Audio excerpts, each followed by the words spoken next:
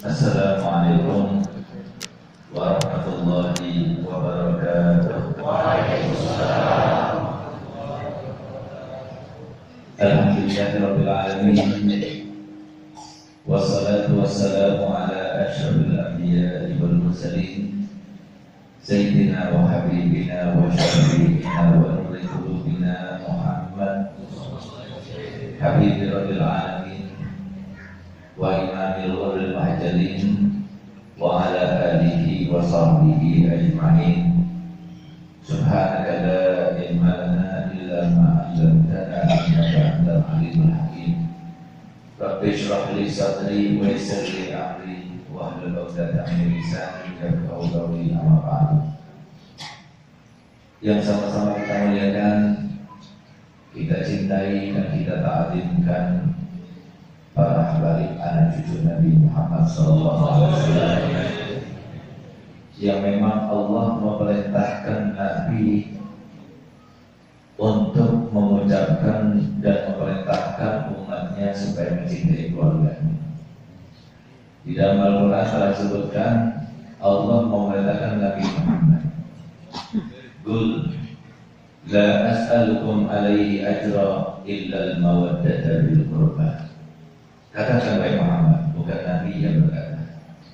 Katakan wahai Muhammad, aku tidak meminta kepada kalian balasan kecuali cintailah keluargaku. Di dalam hadis Nabi Rasul bersabda, Man ahabbakum fahuwa mu'min, wa man abghadakum fahuwa munafiq. Siapa yang cinta kepada keluarga Nabi, berarti dia itu termasuk seorang yang mukmin. Dan barang siapa yang benci mereka, berarti dia seorang munafik. Semoga kita seberatan termasuk mencintai para habaib sehingga kelak nanti pada masa kita termasuk yang mendapatkan minuman yang segar. Yang dikatakan oleh Nabi yang membantu untuk membagi-bagikannya itu adalah para ahli bait dan juga para ulama. Semoga kita termasuk yang mendapatkannya. Semoga kita termasuk mendapat syafaat Nabi Muhammad SAW. Khususnya yang saya muliakan dan kita muliakan bersama-sama dan kita doakan selalu semoga banyak umur sehat dan segala urusan yang dipermudahkan oleh Allah Taala. Habib Ahmad Sabtu Majlis Hafizahullah wa ra'ah wa ala ma'izzah. Dan juga tidak lupa kepada orang tua kita Al-Habib Abdullah Al-Habsyi dan juga semua para habaib yang mohon maaf saya tidak sebutkan satu persatu, namun tanpa mengurangi rasa hormat dan ta'zim kami kepada mereka semuanya. Yang sama-sama kita muliakan para alim ulama, para guru yang berhadir pada pagi hari ini, yang kalau bukan karena mereka kita tidak mengenal Nabi Muhammad.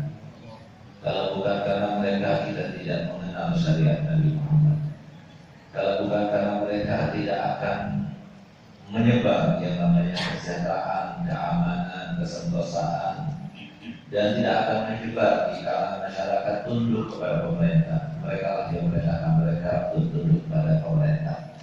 Semoga para guru yang ada di dalam masjid ini maupun yang tidak ada, yang berada di sekitar kita maupun di kabupaten mulai hari ini, semoga mereka dipanjangkan umurnya, kesehatan badannya, dimudahkan segala urusannya, ditambah semangatnya untuk menyebarkan dan menyambung lidah Nabi Muhammad SAW. Amin amin ya rabbal alamin.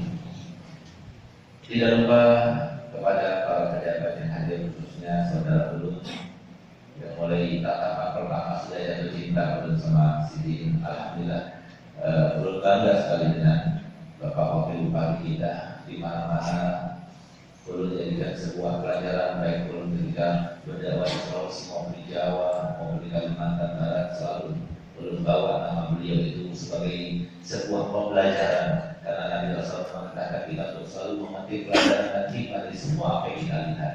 Dan beliau ini termasuk yang saya maksudkan. Semoga beliau dipanjangkan umur, dimudahkan segala urusan, dan semoga yang terbaik untuk beliau di masa yang akan datang. Amin ya rabbal alamin. Dan juga para pejabat yang lainnya, mohon maaf saya tidak sebutkan satu persatu, namun tanpa mengurangi rasa hormat dan cinta kami kepada mereka semuanya. Saudara-saudara ulun, kakanda, adinda, kaum muslimin, kaum muslimat rahimahumullah. Alhamdulillah, pada pagi hari ini sungguh kita mendapat nikmat yang sangat besar. kenikmatan yang tidak bisa kita dapatkan di mana-mana, tidak dijual di mana-mana, tidak dapat kita cari di mana-mana. Datangnya dari atas langit sana. Datangnya sangat jarang, sehingga Imam Ali karramallahu wajhah, datuknya para habaib, mantunya Nabi SAW, beliau berkata, "A'azzu syai'in nazala minas samai ilal ardi at-tauhid, wa a'azzu syai'in sa'ada minal ardi ilal samai al-ikhlas." Ada dua hal yang paling jarang, yang satu turun dari atas langit dan yang satu naik dari atas bumi menuju ke langit. Yang pertama, yang paling jarangnya sesuatu yang turun dari atas langit ke bumi ini adalah taufik Allah, hidayah Allah. Sulit kita dapatkan. Di mana ini? Di supermarket mana? Di toko mana? Tidak ada. Tapi alhamdulillah kita dibimbing oleh Allah Ta'ala, diberikan kesehatan, diberikan kenikmatan, lalu terlintas dalam hati kita untuk hadir bersama-sama dalam majelis ini, bertatap muka dengan para sholihin, para habaib Nabi Rasulullah yang sekarang kita masih bisa melihat orangnya. Tapi nanti suatu waktu sesuai dengan sabda Nabi kita Muhammad SAW, di dalam hadisnya beliau bersabda, antara Quran dan keluargaku tidak akan terpisahkan. Antara Quran dan keluargaku pasti akan berkumpul lagi, satu akan terpisahkan kelak di akhirat, yaitu di haud di keluargaku. Kata Nabi SAW, wala yaftariqa hatta yaridani ala haud. Antara Quran dan keluargaku tidak akan terpisahkan. Artinya kalau sudah salah satunya tidak ada, yang lainnya juga pasti ada. Tidak akan bertemu lagi kecuali nanti di hadapan Nabi Muhammad SAW. Dikatakan oleh para ulama, nanti di akhir zaman, dan semoga kita belum mengalaminya. Ketika sudah datang tiba waktunya, tulisan Al-Quran itu tidak ada, diangkat oleh Allah. Semua dari mulai bismillahnya sampai peraturan binasnya semuanya akan dihapus oleh Allah di sana. Ketika sudah tidak mengenal tulisan di situ, cari apa setiap di rumahnya ada, cari keluarganya ada, cari anak keluarga, cari keluarganya, cari apa yang dari bahasa apapun, dari bahalu, nasib, al-idul, al-maudal, semuanya tidak ada lagi sama kita. Karena apa? Pada saat itu mereka akan meninggal dalam satu waktu. Itulah kata Nabi SAW, masalu ahli baiti kama tadi safinatin Nuh. Di dalam hadis lain Nabi bersabda, ahlu baiti amanu li ahli al-ardi kan nujumi amanu li ahli sama. Fa idza dhahaba ahlu baiti jaa ahli al-ardi min al-ayati ma kanu ya'malun. Keluargaku ini juru aman bagi penduduk. Ini Nabi SAW bersabda. Sebagaimana bintang-bintang di atas sana merupakan juru aman bagi penghuni langit. Kalau sudah tidak ada lagi keluargaku di muka bumi ini, alias suami dalam satu waktu tadi sebutkan, maka akan terjadi kepada mereka seperti yang telah dijanjikan kepada mereka terkait dengan hari kiamat. Semoga masih kita panjang umur, abadnya juga panjang umur, tapi kita tidak mengalami masa-masa itu. Karena masa-masa itu adalah masa yang terjadi kepada mereka. Orang-orang yang mengalaminya adalah orang yang paling bejat di muka bumi yang pernah ada. Dan belum tentu kita selamat menghadapi fitnah-fitnah yang terjadi pada saat itu. Oleh karena itu, alhamdulillah, siapa yang menjadi kita di sini, sehingga kita bisa berjumpa dengan para habaib, berjumpa dengan para ulama, berjumpa dengan para umara. Ini tiga elemen masyarakat yang jika mereka itu semuanya benar, maka pasti Allah akan menurunkan keberkahannya, keamanannya, kesejahteraannya. Coba lihat, ulamanya ada, umaranya ada, orang kayanya yang solid juga ada haji, ada haji, ada mereka-mereka yang punya uang tapi mereka hadir di sini. Ada semua yang berkumpul di tempat ini. Ini adalah tempat-tempat yang termasuk kalau kita meminta pada Allah Ta'ala, mohon pada Allah Ta'ala pasti dikabulkan. Semoga kita semuanya hajat kita dikabulkan Allah Ta'ala. Tidak keluar dari tempat ini kecuali semua hajat kita dikabulkan. Dan semoga hajat-hajat yang dikabulkan Allah Ta'ala terkait dengan akhirat, bukan termasuk dunia. Dunia itu kecil dan kita merasakannya sebentar, tapi akhirat itulah panjang dan abadi. Semoga kita termasuk yang dikabulkan hajat dunia bil maisarah wa hajat akhirah bil maghfirah. Dan semoga kita tidak keluar dari tempat ini kecuali semua dosa kita yang dikabulkan Allah Ta'ala. Hajat kita dikabulkan Allah Ta'ala. Hati kita yang penuh dengan penyakit hati dibersihkan Allah Ta'ala. Keadaan kita yang tidak baik semoga dilupakan Allah Ta'ala. Dan semoga anak istri kita dan keluarga kita kita seluruh hidup kita sampai hari kiamat dijaga Allah Taala daripada fitnah akhir zaman. Amin amin ya rabbal alamin. Ada beberapa hal yang bisa dikatakan istimewa dan merupakan sebuah istimewaan dan bukan karena mereka. Sekali lagi bukan karena mereka. Banyak terkadang ada yang menceritakan, yang memberitakan, yang menggambarkan, yang menjelaskan tentang keutamaan Ahlul Bait. Sebetulnya mereka para itu merasa risih, termasuk Al-Habib Ahmad Rizal sekarang ini yang berada di samping ulun. Kalau ulun berbicara masalah ini risih dia, nggak senang. Itulah baik. Cuma masalahnya apa yang akan kita banggakan? Apa yang akan kita andalkan? Apa yang akan kita sandarkan? Amal kita yang mana? Sholat kita yang bagaimana? Puasa kita yang mana? Tahajud kita yang mana? Sedekah kita yang mana? Yang bisa kita andalkan untuk menyelamatkan kita nanti pada masyarakat. Di saat-saat pada saat itu, ketika Allah Ta'ala satu saja berbicara, gak ada yang berbicara, semua diam. Semua dalam keadaan takut, semua dalam keadaan galau pikirannya, semua dalam keadaan tidak memiliki kemampuan untuk mengucapkan satu kalimat pun. Di saat itulah yang raja, yang pejabat, yang memiliki kekuasaan, yang memiliki kekayaan semuanya. Sehingga Allah Ta'ala firman, didengar oleh seluruh manusia yang ada di saat itu. Liman yang beliau. Untuk siapa kekuasaan hari ini? Untuk siapa kekuasaan hari ini? Untuk siapa kekuatan hari ini? Aku dulu waktu di dunia aku selalu mendengarkan. Dan engkau dengan kecerdasanmu, kalian dengan kesombonganmu berusaha dan merasa bahwasanya ini bisa dilakukan, itu bisa dilakukan, padahal itu adalah menentang aku. Sekarang siapa yang punya kekuasaan? Sampai dia nggak ada yang bisa menjawab. Kalau sudah tidak ada lagi yang bisa menjawab, Allah sendiri menjawab. Illahil wahidil qahar. Hanya bagi Allah yang Maha Satu, yang Maha Esa, yang Maha Perkasa, tidak bisa satu pun. Sekarang Allah Ta'ala mengalah. Allah Ta'ala membiarkan. Kemarin coba lihat bagaimana Allah membiarkan ulama dikriminalisasi, dibiarkan, dihujat, diagdom, dibiarkan kepada sekarang. Kemenangan dari apa anda kemarin. Sekarang kita gitu. Saya berkali-kali saya katakan dalam majelis saya di dalam perintis setiap hari Senin awal bulan. Saya katakan kepada mereka. Dan saya katakan juga di mana-mana, tunggu aja saya.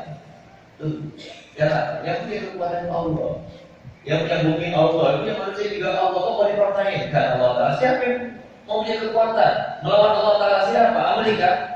Atau negara-negara yang lain? Nggak bisa. Oleh karena sudah terlanjur. Ada ulama yang membela, ada ulama yang pesta, ada umarok yang juga ikut mendomba dan sebagainya. Itu saja sekarang tinggal kebiasaan. Satu-satu terus akan dihinakan Allah Ta'ala. Kalau sudah Allah menghinakan sesuatu, tidak ada satu orang pun, tidak ada satu lembaga pun, tidak ada satu kekuatan pun yang bisa menjadikan. Oleh karena di sini kita ini untuk apa hidupnya itu apa? Yang kita adakan itu adalah bagaimana caranya mendapatkan ridhonya Allah. Bagaimana caranya sekarang kita dicinta oleh Allah, bukan cinta manusia. Kita buat apa? Saudara kami, Bapak kata Allah kita dapat dipilih oleh Allah. Apapun yang kita dapat kekayaan, jabatan dan sebagainya, mungkin Allah.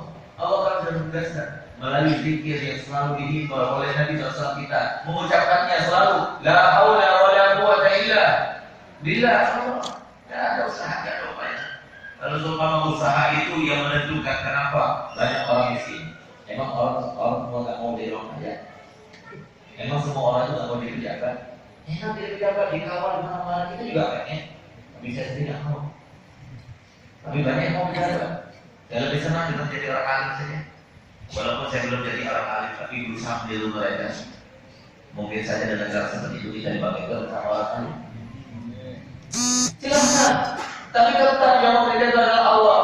Berapa banyak orang tua yang punya anak 5, 7, 8. Tapi keadaan mereka beda-beda. Ada yang kaya, ada yang biasa, ada yang miskin, ada yang sederhana. Kenapa yang beda-beda? Apakah ada dasar kita sebagai orang tua yang menginginkan, yang mengangan-angankan, yang mengkehendaki anaknya itu beda nasibnya? Ada? Tidak ada semuanya sama, tapi lihat bagaimana. Apa yang terjadi? Ini semuanya menentukan bahwa saya Allah itu berkuasa.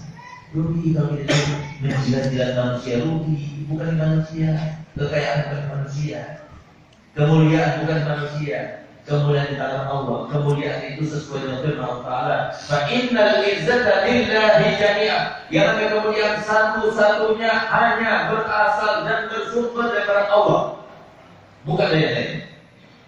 Sehingga orang kalau sudah mencabut kemuliaan itu daripada Allah, padahal dia yang memberikannya, lalu kemudian dia merasa bahwa kemuliaan itu bukan daripada Allah, itu sudah salah. Sesuai dengan sabda Nabi Muhammad SAW, man tawadha'a rafa'ahullah, wa man takabbara wada'ahu Allah. Siapa di antara kalian yang rendah diri, rendah hati, maka pasti Allah akan angkat. Kami sebaliknya, orang yang sombong pun saatnya pasti dia akan angkat. Ini sistem yang berlaku di dunia, tidak mungkin luput dan mungkin salah. Oleh karena itu para hadirin oleh Allah Ta'ala, alhamdulillah kalian mendapatkan taufik dan hidayah serta inayah kepada Allah Ta'ala, mau hadir majelisnya Nabi Muhammad, mau hadir dalam majelis-majelis yang lainnya, karena itu semua majelisnya Nabi Muhammad. Yang kita butuhkan sekarang itu, mohon maaf, bukan banyaknya harta, tidak, bukan tingginya jabatan, tidak. Yang dibutuhkan oleh pemerintah sekarang ini supaya masyarakatnya itu menjadi masyarakat yang aman, sejahtera, sentosa. Yang dibutuhkan itu di mana? Di situ. Yang disampaikan itu, semuanya itu yang dibutuhkan. Itulah misteri yang banyak orang tak miliki. Yang kalau kita memilikinya hidupnya enak, tenang. Karena apa? Gak ada kegalauan, gak ada kesusahan, gak ada kegelisahan. Kenapa? Pasti. Jalannya pasti, melangkahnya pasti, kedepannya pasti. Kenapa? Ilmu agama yang diajarkan oleh Nabi kita Muhammad SAW melalui para ulama di pondok pesantren, di madrasah, di majelis-majelis, semuanya itu adalah ilmu yang pasti. Bukan ilmu yang diragukan, ilmu yang meragukan, tidak, tapi ilmu yang pasti. Kalau kita ikut ilmu itu, maka pasti kita akan bahagia. Bukan cuma satu tahapan saja kemudian selesai, hadir majelis taklim dan selesai. Pasti kita akan menjadi bahagia. Belum tentu. Kenapa? Ada Allah menciptakan 4 musuh kita yang terus akan berusaha sampai kita mati. Dia tidak akan membiarkan kita untuk meraih kesuksesan dunia maupun di akhirat. Siapa musuh kita ini? Yang pertama setan. Memang Allah kita akan terus memiliki kita. Kalau seumpama kata ujian, maka mudah sekali dan murah sekali kalau begitu Allah Ta'ala membuat surga yang luar biasa.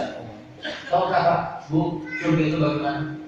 Surga itu, Bu, Pak, sesuai dengan sabdanya Nabi Muhammad SAW, mana ainul ra'at, wala udhunun sami'at, wala khatara ala qalbi bashar. Tidak pernah dilihat oleh mata. Yang kita lihat pemandangan luar biasa. Di antara Kalimantan Selatan yang paling indah itu hari. Apalagi lewat tadi di jalan, Masya Allah. Ada bukit teletapisnya kayak di Bromo sana. Itu luar biasa. Cuma sayangnya aksesnya saja. Coba aksesnya dibenarkan, dari pagi sampai semuanya. Ini masukan saya Pak. Luar biasa indah, luar biasa. Itu sapi-sapinya gemuk-gemuk dan sebagainya. Tapi kita bilang keindahan juga itu nggak ada apa-apanya. Nggak pernah dilihat oleh mata. Yang kita lihat, kita pandang sangat indah di tempat-tempat wisata yang ada di dunia semuanya, indahnya luar biasa. Tapi nanti surga ini nggak pernah dipandang, nggak pernah didengar oleh telinga. Kalau kita mendengarkan tadi suaranya bersinar yang luar biasa, nanti kita akan mendengarkan suaranya Nabi Daud alaihissalam. Kalau Nabi Daud itu melantunkan, dan hebatnya Allah Ta'ala memuliakan Nabi Muhammad SAW nanti yang dibaca oleh Nabi Daud sebagai hiburannya ahli surga itu, yang baik itu adalah Al-Quran, bukan Zabur, kitabnya tidak, tapi Al-Quran. Untuk apa? Memberi isyarat bahwasanya yang paling mulia di antara Nabi dan Rasul adalah Nabi Muhammad SAW. Nabi Daud itu Pak, Bu, kalau dia itu sudah melantunkan suaranya yang sangat indah itu sampai angin itu berhenti. Angin itu berhenti. Dari saking tidak mau terlewatkan, walaupun sedikit suaranya sangat indah itu dia akan menangkap. Sampai sedemikian rupa. Nanti kita insya Allah kita mendengarkan. Tapi belum tentu kita mendengarkan. Masalahnya ada 4 musuh ini loh. Apa musuh kita ini? Yang menjegal kita, yang karenanya setiap majelis itu nggak penuh-penuh. Ini Pak, sudah kita paham. Sudah kita katakan tak kenal maka tak sayang, tak kenal, maka tak hati-hati juga. Jadi bukan cuma sayangnya saja, tak kenal, maka tak benci. Oleh karena itu apa itu? Yang pertama setan. Setan. Biar kita tahu riwayatnya, sejarahnya setan itu. Setan itu asal itu iblis. Iblis itu asal mulanya itu seorang di antara malaikat yang bersuka. Ada khilaf di antara itu. Ada yang mengatakan makhluk tersendiri, ada yang mengatakan malaikat. Dia itu tampan wajahnya, bercahaya mukanya. Bagaimana tidak? Setiap malaikat di atas sana kalau sudah berjumpa dengan iblis itu lebih berbangga, melebihi daripada berjumpa dengan Jibril. Jibril itu adalah paling afdal dari malaikat. Sampai-sampai kalau mereka itu bertemu, bertatap muka, bersalaman sama seperti sekarang kalau kita bertemu dengan para ulama yang sangat terkenal, bangganya luar biasa. Mereka juga seperti itu. Setiap kali bertemu, berpapasan, bertatap muka, bersalaman dengan iblis, pulang bangga. Tapi lihat bagaimana adanya iblis. Dia adalah satu dosanya, yaitu dia merasa lebih baik daripada yang lainnya. Hati-hati, itu sifat sombong itu. Hati-hati, itu bukan sifat kita. Jangan kita miliki, buang jauh-jauh. Nggak pantas kita itu memilikinya. Karena keadaan kita itu mengatakan tidak pantas kita milikinya. Mau kalau tidak apa? Jawablah, wah bangsa saya Abu bisa. Sombong dan Abu, bentar lagi lancar, habis deh. Malu dia. Kalau semua kita itu bangga dengan jabatan, nggak ada yang berbangga, semua jabatan dari Allah. Kekayaan kalau kita masuk gimana? Padahal ada teman yang Ramadan telah berkata bahwasanya setiap orang sombong dengan apapun yang dimilikinya, berarti itu ada sinyal, ada indikasi bahwasanya sebentar lagi kehidupan ada batin yang akan disebutkan. Orang sombong dengan kekayaan itu banyak, sebentar lagi dia akan jatuh. Pernah dengar ceritanya sangat viral tentang seorang yang kena kanker payudara. Yang dulunya itu orang kaya, sombong yang tak ampun kepada tetangga. Mobil itu Mercy. Kalau dia itu jalan, mau lihat, mau lihat saja pada tetangga, nggak mau. Jalan itu kayaknya risih. Karena apa? Di antara rumah tetangganya itu ada tempat-tempat yang kumuh. Sehingga Pak, semua tetangga gak senang sama dia. Sombong yang minta ampun. Jadi selalu pakai ini. Itu orang sombong itu. Dia bilang ini itu orang sombong. Hati-hati. Jangan sering lihat sinetron tuh. Itu sinetron mengajarkan kita itu sombong. Karena biasanya dalam sinetron ya sombong semua itu. Jangan marah.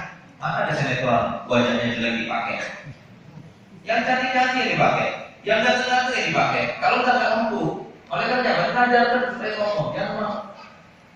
Termasuk daripada yang merusak akidah yang paling utama itu adalah televisi. Dan termasuk disampaikan Nabi SAW 1400 tahun yang lalu.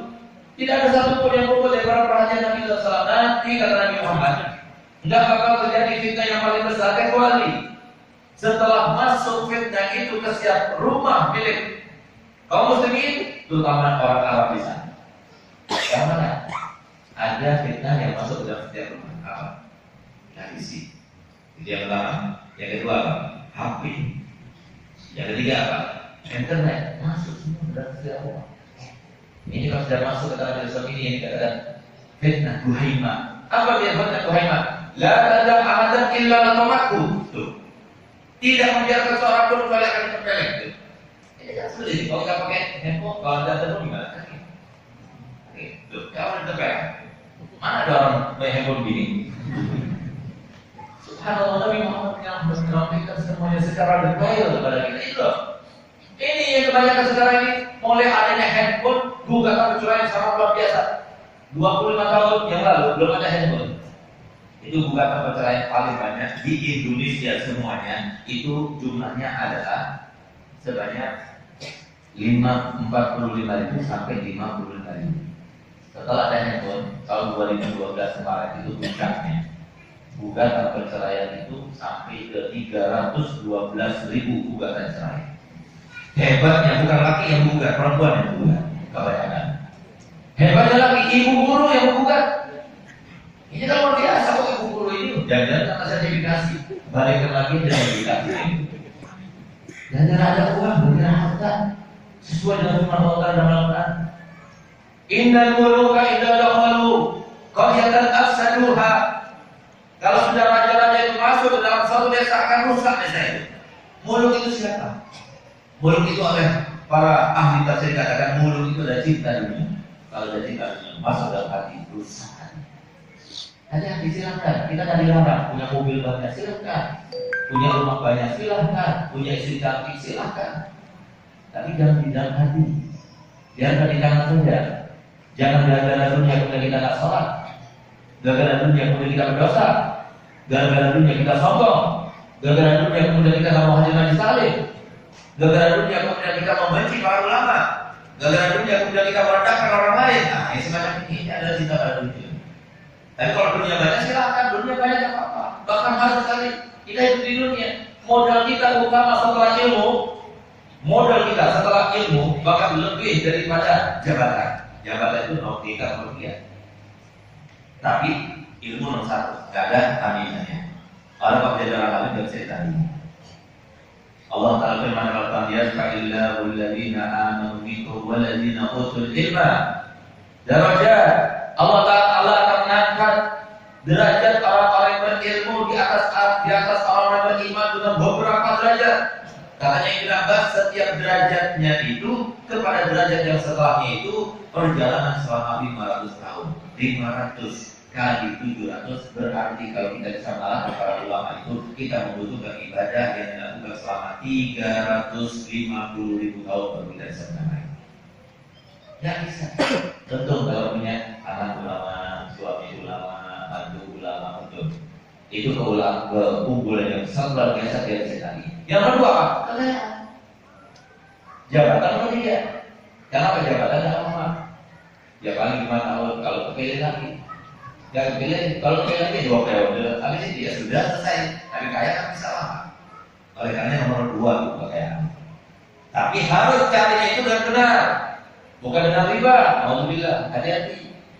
Hanya ingin mengingatkan orang kalau sudah riba, rintannya itu dosanya kata Nabi Muhammad SAW, "Ar-riba bitun wa sab'una baba wa adnahu mithal ayati ar-rajulu ummah." Riba itu banyak macamnya, tapi paling rendahnya riba sama seperti orang berzina dengan ibunya sendiri. Silakan kalau sumpah belum dibayar itu setiap hari saat kita berzina dengan ibu, terus sampai kita bayar. Semacam ini kenapa kita gampang melakukannya? Ada musuh, setan ini. Coba lihat bagaimana iblis itu. Gara-gara disuruh sujud pada Adam, Nabi Adam tak mau karena sombongnya. Akhirnya apa? Diusir oleh Allah Ta'ala, dikutuk oleh Allah Ta'ala, dan selama-lamanya dia tidak akan berada rahmat Allah. Selama-lamanya berada di dalam neraka abadi. Oleh karena dendamnya dia kepada Nabi Adam, bayangkan sudah beribadah selama 80.000 tahun dia beribadah kepada Allah. Ini iblis sudah 80.000 tahun beribadah, tapi dia bagaimana akhir umurnya? Akhirnya itu dikutuk oleh Allah Ta'ala. Jadi jangan sama kita. Saya yang majlis, saya kita berakhir tentu. Kita terus minta pada Allah. Hadir majlis terus. Jangan lupakan apa? Paling tidak kita itu seimbang. Setiap hari ke toko dan setiap hari majlis. Itu seimbang namanya, bukan setiap hari ke toko 1 tahun sekali majlis. Gimana kan? Akibatnya itu nanti di akhirat, naudzubillah. Nah itu. Coba lihat bagaimana iblis ketika itu marah kepada Nabi Adam, dendam kepada manusia ketika diturunkan dia bersumpah. Apa sumpahnya? Wa izzatika la aghyannahum ajmain. Demi kemuliaanmu ya Allah, aku pegang janjiku ini ya Allah. Aku bersumpah, tidak akan aku biarkan satu pun manusia berbuat baik. Coba lihat. Kalau semua kita ingin tahu kalau setan itu ada, saja kita berbuat baik apapun yang terjadi dalam apa itu pasti dibenar. Tapi paling mudah untuk menampakkannya, paling mudah untuk mengujinya bahwasanya setan itu ada kapan? Kapan itu? Sholat masih sulit. Mendeteksi ada setan dalam sholat masih sulit. Puasa apa lagi? Ibadah-ibadah lainnya juga seperti itu. Kalau ibu-ibu mau tahu setan itu selalu menggoda adalah ketika ibu mau sedekah. Coba saudara, ini kan ada Jumat nih, majlis taklim itu bang. Mau ngambil uang itu dari kamu itu, mana keluar? Yang bikin berat kok pak setan dipegang tangan dipegang. Oleh karena Nabi SAW berkata, setan itu, sedekah itu nggak bakal keluar daripada seseorang kecuali sampai melewati tenggorokannya setan sebanyak 70. Artinya 70 pertimbangan baru keluar sedekah. Nanti mau keluar nanti nanti kamu kurang uangnya, jadi sana di rekening sudah berapa? 1 M. Nanti kalau keluarin 1 juta, berarti kan udah bunyi M lagi. Oh itu pertimbangan tuh. Satu, bisikan 2, bisikan 3, sampai lewat 70 bisikan, bisa lewat baru keluar sedekah. Nah oleh karena itu pernah seseorang daripada murid Habib Ali Habsyi, beliau itu menerangkan tentang kajian keutamaan sedekah. Dia dengar hadis ini, seseorang tidak akan keluar sedekah yang kecuali sampai melewati godaan setan sebanyak 70 setan. Akhirnya apa? Dia pulang ke rumahnya cepat-cepat. Mau apa maksudnya? Mengamalkan dengan ilmu. Karena apa? Ilmu itu zakatnya itu dengan diamalkan. Hanya diambil uang sedekah. Lagi ngambil uang berkaitan sama istrinya. Akhirnya tanya apa istrinya, ngapain bang? Istri kata saya benar. Saya punya dulu itu mengatakan sedekah itu begini kok kamarnya dan sebagainya. Iya, itu bagi orang yang kelebihan. Kita enggak kelebihan. Kita kan lebih masih lebih. Kalau kita sudah makan masih ada sisanya. Iya, itu kan kita masih membutuhkan anak kita, masih membutuhkan ini dan sebagainya. Banyak alasan, bermacam-macam alasan. Satu istri saja alasannya sudah banyak sampai hanya juga. Dan jadi sedekah. Begitu nggak jadi dia balik lagi pada kasih. Dia bilang, Habib, benar apa yang kamu katakan dan benar apa yang disampaikan Nabi Muhammad SAW. Apa maksudnya? Tadi itu loh yang kau sampaikan, sedekah itu tidak akan keluar sampai melewati 70 setan. Jangankan saya melewati 70 setan, melewati 1 setan di rumah saja saya nggak bisa.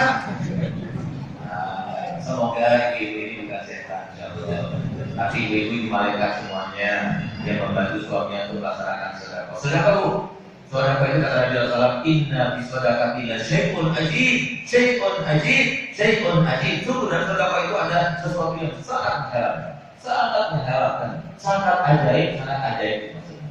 Kalau kita punya hajat, kabulkan dengan sedekah. Kalau kita sakit, kabulkan, sembuhkan dengan sedekah. Cuma harus sesuaikan sedekah kita itu dengan kalau semua kita medis berapa habisnya. Nah, sedekah dengan semacam itu. Dan berikan kepada seseorang yang kira-kira menerimanya senang. Itu selalu kita praktekkan dan itu banyak dipakai oleh para ulama dan semuanya mendapatkan seperti yang mereka inginkan. Nah, itu yang pertama. Itu yang pertama. Jadi yang pertama apa? Yang pertama musuh kita itu adalah setan. Semoga kita diselamatkan daripada setan. Setan itu di mana Pak? Dari kita paham. Setan itu di mana? Di HBI. Atau di tempat-tempat orkes, di kafe-kafe juga harus sudah ada kafe. Alhamdulillah. Semoga Pak Bupatinya dan Pak Wagubnya nggak mau ada kafe. Kalau sudah ada kafe itu setannya banyak. Nah, tapi setan itu bukan di kafe. Setan itu bukan tempat-tempat maksiat itu tidak, tapi setan itu dalam diri kita. Itu masalahnya. Jadi pikiran kita itu loh, di dalam pikiran kita itu setan itu. Makanya kalau kita nggak belajar, bagaimana tahu itu kok setan atau bukan? Kalau kita tidak pernah belajar, kita mau marah, suruh marah-marah, suruh ngambil, suruh mukul-mukul, nggak ada. Remnya nggak ada. Remnya itu di mana? Di Majelis Taklim. Yang bikin pertimbangan yang baik itu di mana? Di Majelis Taklim. Siapa mengajarkan? Nabi Muhammad SAW. Melalui siapa? Melalui para ulama ini. Nah, oleh karena hadir supaya kita itu kuat untuk melewati satu musuh kita. Ini yang pertama. Yang kedua siapa? Yang kedua itu hawa. Yang ketiga itu nafsu. Hawa sama nafsu beda. Hawa itu masih pengen. Kalau sudah lampiaskan itu nafsu namanya. Jadi hawa nafsu. Nah, itu juga berat. Bertahap. Gak ada yang instan, gak ada. Makanya Allah Ta'ala firman dalam Al-Quran, "Walladzina jahadu fina lanahdiyannahum." Sungguhlah mereka-mereka yang bermujahadah melawan hawa nafsunya sedikit demi sedikit, setahap demi setahap, maka dia akan sampai kepada pintunya yang mana Allah akan memberikan kemuliaan kepadanya dengan Allah bukakan semua pintu kemuliaan bagi. Harus melawan, harus bertahap. Pertama kali apa? Pertama kali kita itu sombong, sifatnya manusia itu standarnya itu sombong, iri, ada itu, dengki ada, benci sama orang ada. Lawan, nggak boleh sombong, harus kita tundukkan hawa nafsu kita, rendahkan hawa nafsu kita. Jangan pernah memikirkan harga diri, gak ada harga diri, Allah yang menghargai kita.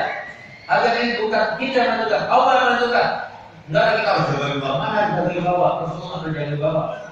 Tapi Allah yang memberikan orang-orang itu supaya menikmatinya. Kalau kita sudah bertakwa kepada Allah, maka Allah dengan otomatis akan memberikan rasa iman di dalam diri mereka yang menemuinya dan yang berada dalam sekitarnya. Lawan, pertama kali berat. Imam Ghazali dalam kitab Al-Ulumuddin dan kitab saya sebelum yang sekarang ini itu terapi hati dan jiwa. Di situ ada 52 bab. Kalau kita terapkan di situ solusinya ada, prakteknya teorinya bagaimana, menghilangkan sifat ini bagaimana ada, prakteknya bagaimana ada.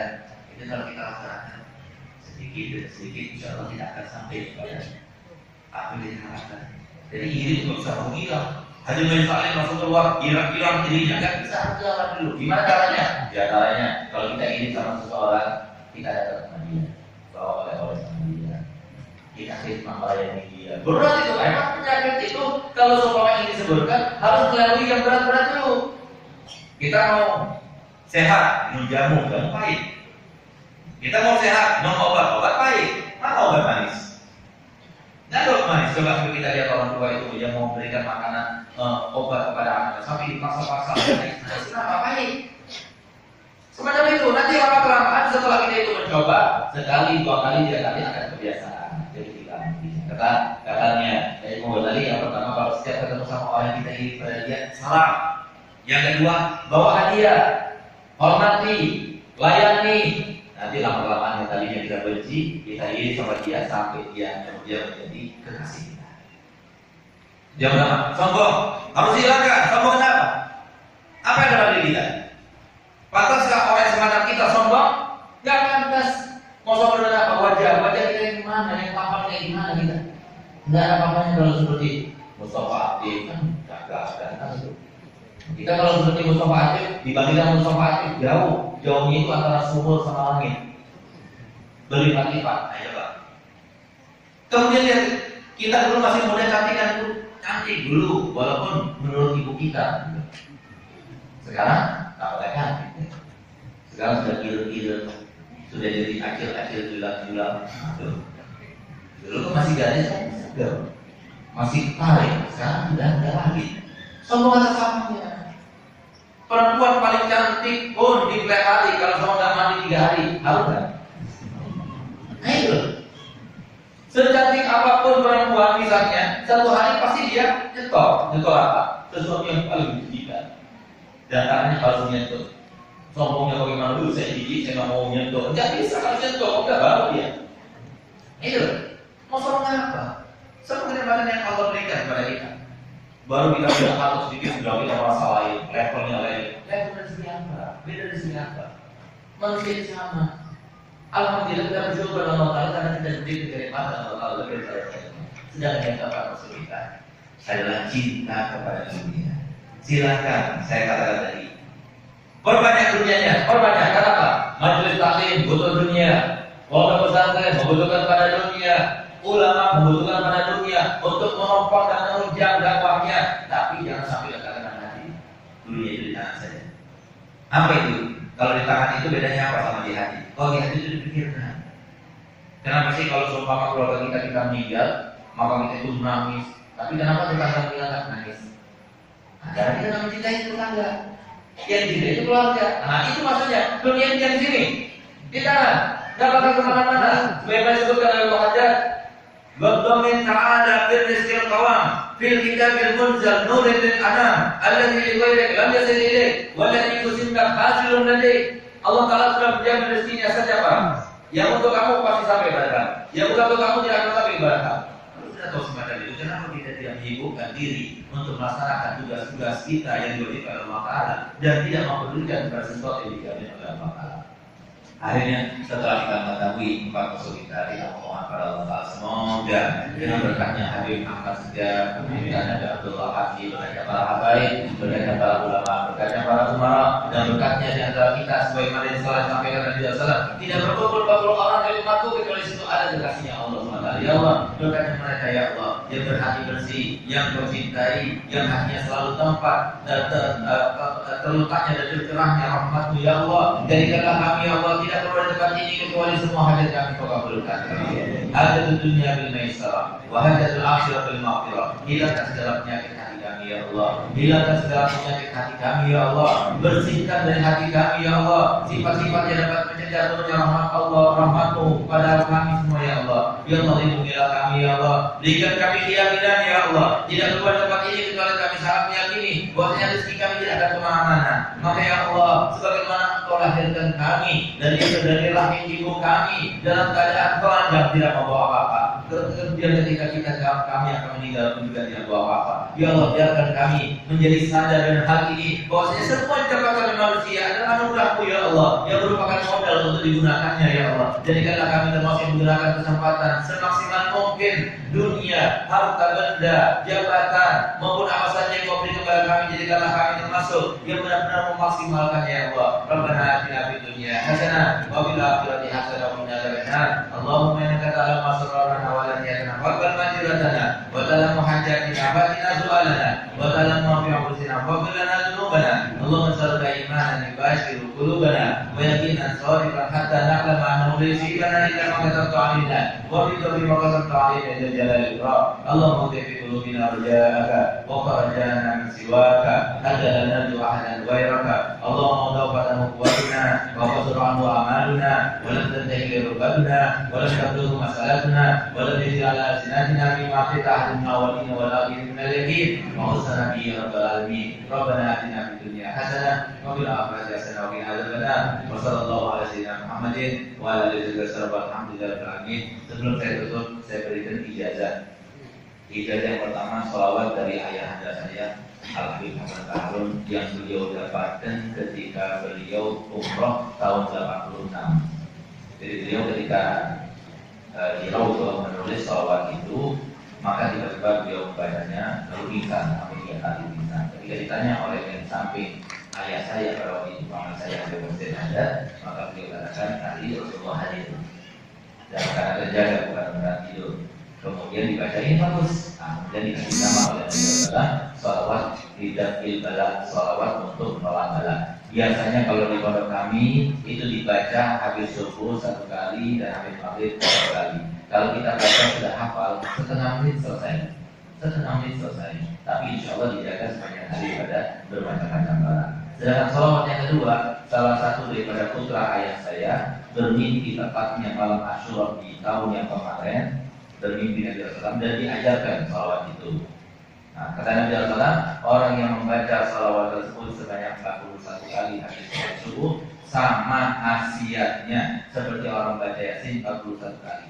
Hasiatnya bukan pahalanya, hasiatnya dalam mendatangkan kebaikan, di dalam qabul hajat dan di dalam menolak segala macam yang tidak kita sukai.